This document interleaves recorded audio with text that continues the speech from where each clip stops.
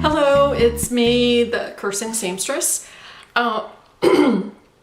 Today is Friday the 25th. I am in my sewing room this morning. It's about 10 o'clock and I've been up since 4, actually a little before 4. The painter came today, just one, so he's working downstairs in the master bedroom. So I had to relocate just to be out of his way so he can work.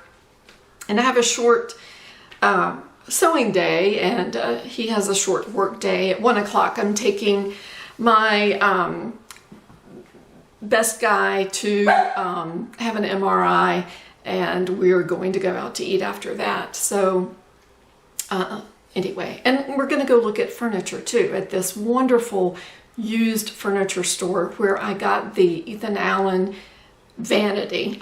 He's looking for a dining room table, so he normally doesn't like doing stuff like that. We'll see how long he lasts in there. I've been sewing. My daughter was given a beautiful bed covering and by her mother-in-law, her husband's mother, and it's so pretty. It's very spring-like, and so apparently it was on sale, and but the Shams were sold out. So what she did was to buy I think a twin, another one that's a twin size.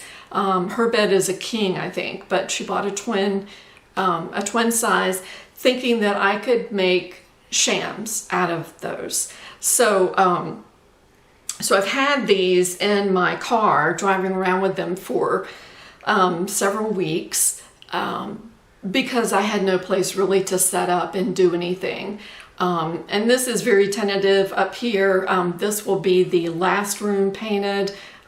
There's only one more, and it's this room. Well, my master bedroom, and then this room, and that's it for the painting. But I just wanted to sew so bad and have everything where I could get to it. So I have set this room up, and I'll probably have to move a bunch of stuff so the painters can get in here. But I'll show you the fabric of the twin bed covering. And that's Dixie. Dixie's not allowed in here. Georgia is right down here at my feet. Georgia is lying on one of the Shams. Dixie puts everything in her mouth. It's actually scares me. But anyway, so this is the fabric. It's a quilted fabric. This is the other side. But it's very lightweight. And I really was wondering how this would do sewing with it, but it's actually done pretty well. I cut these out in a size,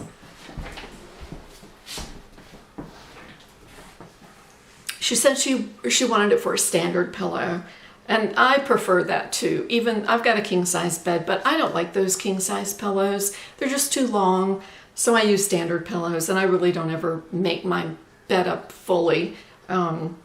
So anyway, I looked up a standard pillow, not for the first time, but it said it was 20 by 26.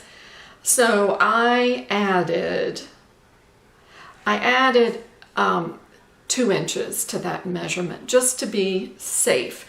And sometimes when you're sewing quilted fabric, it's weird how it gets mashed down, and you want to make sure that you catch the fabric and not the fluff, and it doesn't mash down evenly. So I made it bigger. So I cut 22 by 28, and the back I cut 22 by 34. And what I did was I ended up cutting off an inch after I got it cut out.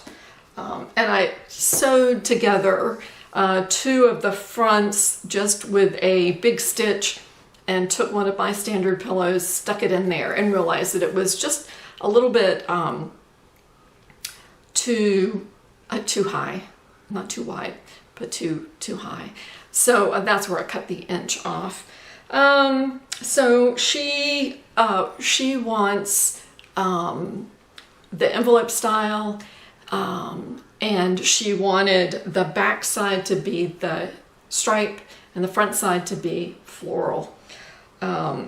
What has taken a while was that I didn't know how to finish the ends. You know, some shams have like a flange where you sew around the part closest to the pillow, and then there's an extra inch or two left over. Yeah, I don't know why I didn't do that. I guess I thought I couldn't. But anyway, what I did was I made piping, and I had some yellow fabric, just cotton fabric, left over from the bags that I embroidered for the lady at one of the shops where I sell stuff for her grandchildren. I made 3 of those. I don't know if you remember. One of the kids' names was it Elmo? I don't know. But anyway, I put their names and a little design. One was Thomas the Train, and another was a dinosaur, and I forgot, oh, the other was a bicycle. So anyway, I had this yellow fabric left over. I was going to make a bag, but then I thought this would be perfect.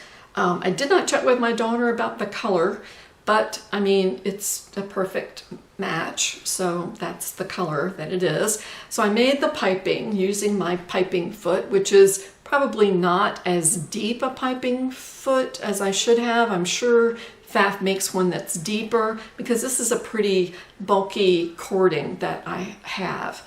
So, the front is done, and this is one side of the back. I don't square my corners when I make pillows. I use the top of a coffee container, you know, like the Folgers. It kind of looks like this, only bigger.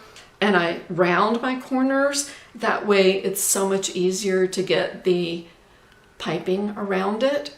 Also, I did not, when I cut the bias binding for the piping, I did not cut it on the bias because I've found that I don't need to. It's fine to go around those gentle curves with the fabric that's not cut on the bias. What I am happy about is that this is the piece in the middle, the envelope thing that goes down the middle. And I had my serger worked on. It was, oh gosh, I'm sure it was last year. And in the meanwhile, I had bought another one. Actually, I had another one that I had never set up that I had bought years and years ago. So I got that one out. It's a Brother 929D. And I've been using that one since the other one broke. But I took the broken one in, and the Pfaff guy fixed it. He works on all kinds of sewing machines, but I never tested it myself. So today when I was serging this in, because I'm going to be folding this over, and I wanted to make it less bulky. So I started serging on the Brother, and one of the threads came loose. So rather than rethreading it, I thought, well, let me, for the first time in a year at least, plug in the Kenmore, which I've had for like 30 years. It's a wonderful machine. And so I plugged that in and finished it, and it works great. I can smell the oil that he used to oil it, so it's working wonderfully. And so I will rethread that Brother after a bit. So I am going to put this together. I'm going to fold over. I thought about putting bias binding on this. I probably have some white or yellow, but instead it's serged. I'm just going to fold it over once by maybe 3/4 of an inch or so, and sew it down and go ahead and go around the edge again and finish it off so she'll have it for her bed. So that's what I've been doing. Let's think if there's anything else. I don't think so. I'm really glad to be sewing something other than mask, although I'm still sewing mask. Here's one that I just made. I put this alligator on here. And these are those loops that I got from somewhere off of, I think, Amazon. The adjustable ones that have this little pole, little rubber pole thing here. So this is a kid's size. But I love finding little cute designs to put on them. That's all I know. I will talk to you soon. Hopefully I'll be back. I'll show you the finished Shams with a pillow in it. And hope you have a wonderful weekend. Bye-bye.